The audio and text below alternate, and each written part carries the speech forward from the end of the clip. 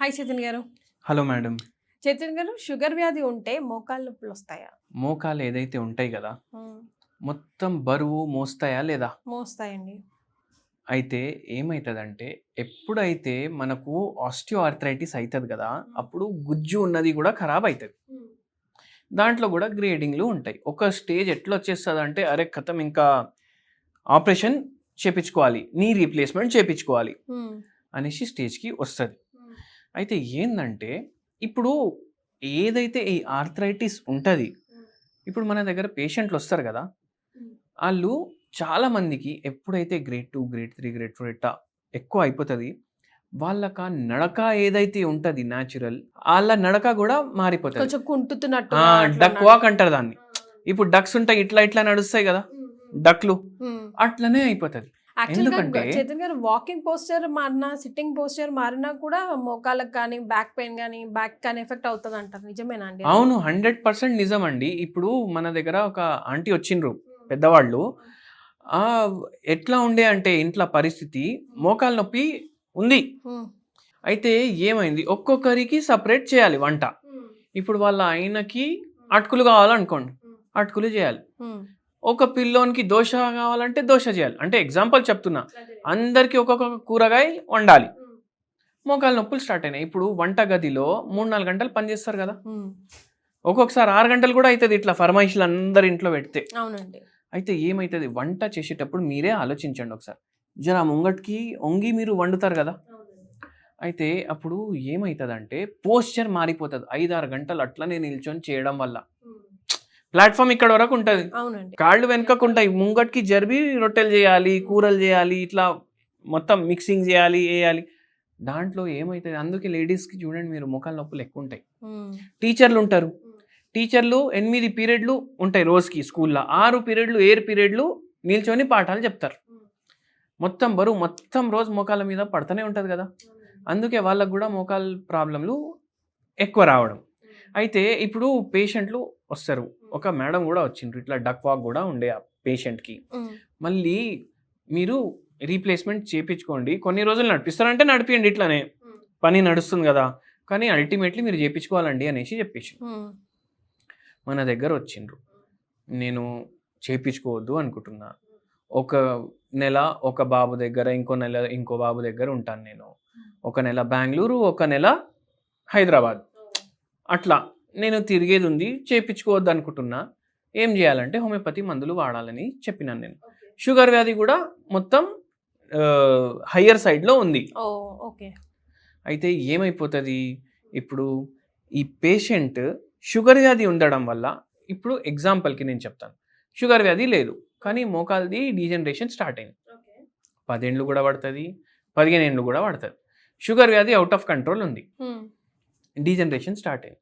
2 ఏళ్ళు 3 ఏళ్ళు మొత్తం ఈ చిప్పాలు ఖరాబ్ అవుతాయి. ఎందుకు అంటే షుగర్ వ్యాధి ఎక్కువ ఉంటే బాడీలో ఇన్ఫ్లమేషన్ పెరిగిపోతుంది.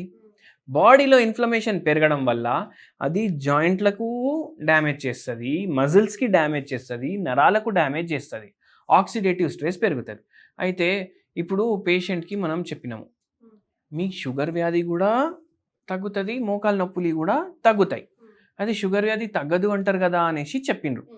అయితే ఏంటంటే అందరు ఏమనుకుంటారు, ఇన్సులిన్ ఏదైతే ఉంటుంది అది ప్రొడక్షన్ అవ్వడమే ఆగిపోయింది అనుకుంటారు. కానీ యాక్చువల్గా చూసుకుంటే ప్రొడక్షన్ ఆగదు, ప్రొడక్షన్ అవుతుంది. ఇప్పుడు కర్ణుడు ఉంటాడు కదా, మహాభారతంలో కర్ణుడు ఉంటాడు. కర్ణుడికి గురుగారు పరశురాముడు. అయితే ఆయన అబద్ధం చెప్తాడు వాళ్ళ గురుగారికి. అయితే మొత్తం విద్య ఇచ్చినాక గురుగారికి తెలిసిపోతుంది వీడు అబద్ధం చెప్పిండనేసి. అయితే శాపం ఇస్తాడు, ఏమనేసి, నువ్వు ఏ టైంలో అయితే నీ విద్య నీకు ప్రత్యేకంగా అవసరం ఉంటుంది అప్పుడు నువ్వు మర్చిపోతావు. అయితే మీ బాడీలో కూడా ఏంది అంటే, ఇప్పుడు వాడు అబద్ధం చెప్పిండు, తప్పు చేసిండు కదా, మనం కూడా తప్పులు చేస్తాం అట్లా, బయట తినడం, బజ్జీలు తినడం, అన్ని ఇవి తినడం, ఎక్సర్సైజులు చేయకపోవడం. అయితే ఎప్పుడైతే ఎక్కువ అవసరం ఉంటుంది మన బాడీలో, అది ఇన్సులిన్, అది దాని పని మర్చిపోతుంది, దాన్ని ఇన్సులిన్ రెసిస్టెన్స్ అంటారు. సో ఇన్సులిన్ ఉన్న బాడీ గ్లూకోజ్ మెటబాలిజం ఎట్లా చేయాలి మర్చిపోయింది.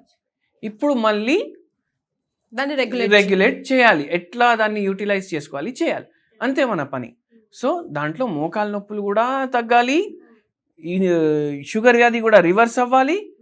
అట్లాంటి రెమెడీ వెతికేసి మనం ఇవ్వాలి పేషెంట్కి. సో హోమియోపతి అటువంటిది. మన మెంటల్ సిమ్టమ్స్ కూడా తీసుకుంటాం. కొందరికి అమావాస్య పౌర్ణమి రోజే ఎక్కువ అనిపిస్తాయి, కొందరికి మధ్యాహ్నం ఎక్కువ అనిపిస్తుంది, కొందరికి నైట్ ఎక్కువ అనిపిస్తుంది.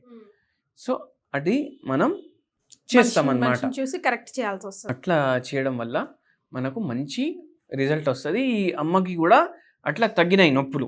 ఓకే. అయితే అట్లా మళ్ళీ కొందరికి హోమ్ రెమెడీ కూడా చెప్తాం మనం. అయితే హోమ్ రెమెడీ మనము ఇప్పుడు షుగర్ వ్యాధి కూడా జర మంచిగా అవ్వాలి. ఇప్పుడు చాలా మందికి ఉంటాయి, షుగర్ వ్యాధి ఉంటుంది, మోకాల నొప్పి ఉంటుంది. వాళ్ళు ఇద్దరికి అంటే ఈ 2 రోగాలకి పనిచేసే హోమ్ రెమెడీ చెప్తాను మీకు. ఏంటంటే మీరు కర్క్యూమిన్ తీసుకోవాలి. కర్క్యూమిన్ అంటే ఏంది? కర్క్యూమిన్ అంటే ఇది పసుపులో ఉండే యాక్టివ్ ఇంగ్రీడియంట్. ఇది దీని ట్యాబ్లెట్లు కూడా దొరుకుతాయి మీకు బయట, కానీ ఇంట్లోనే మీకు అవైలబుల్ ఉంటుంది. కర్క్యూమిన్ ట్యాబ్లెట్లు అంటే ఏమేమో అనుకుంటారు, యాంటీ ఆక్సిడెంట్లు ఉంటాయి, మోకాల నొప్పులకి హెల్ప్ చేస్తాయి, షుగర్ వ్యాధులకు హెల్ప్ చేస్తాయి అనేసి అడ్వర్టైజ్మెంట్ చేస్తున్నారు ఇప్పుడు. కానీ మీ ఇంట్లోనే ఉంది కదా. ఏంటంటే మీరు ఒక గిలాస్ నీళ్ళు తీసుకోవాలి. ఓకే. అది బాయిల్ చేయాలి, పొయ్యి బంద్ చేయాలి. కొంచెం ఒక 2 పించ్ దాంట్లో మీరు పసుపు వేయాలి, 1 పించ్ దాంట్లో దాల్చిని చెక్క వేయాలి, 1 పించ్ దాంట్లో వాము వేయాలి. ఇవి 3 మిక్సింగ్ చేసుకోవాలి, తాగేసేయాలి ఆ నీళ్ళు, అంతే. పసుపు, వాము, దాల్చిని చెక్క పౌడర్, అంతే. ఇది మీరు తాగేసేయాలి. ఏంది బెనిఫిట్? ఇప్పుడే మనం చెప్పినాం కదా, కర్ణుడు మర్చిపోయిండు విద్య. అట్లనే ఇది మీకు ఇన్సులిన్ రెసిస్టెన్స్లో కొంచెం హెల్ప్ చేస్తుంది, మన ట్రీట్మెంట్లో హెల్ప్ అవుతుంది. ఇన్ఫ్లమేషన్ పెరిగింది బాడీలో, సుస్తి ఉంటుంది, నరాలు లాగుతున్నాయి, దాంట్లో హెల్ప్ చేస్తుంది. మోకాల నొప్పులు మంచిగా చేయడానికి కూడా కొద్దిగా మీకు యాంటీ ఇన్ఫ్లమేటరీ లాగా పనిచేయడం వల్ల కొన్నిసార్లు జాయింట్లు స్టిఫ్ అయిపోతాయి. సో దాంట్లో కూడా మనకు హెల్ప్ చేస్తుంది అన్నమాట. సో హోమ్ రెమెడీతో పాటుగా వెయిట్ లాస్ ఆర్ వెయిట్ గెయిన్కి సంబంధించి మోకాల నొప్పులు ఎలా వస్తాయి, ఎందుకు వస్తాయి వివరించారు చైతన్య గారు. Thank you so much. Thank you madam.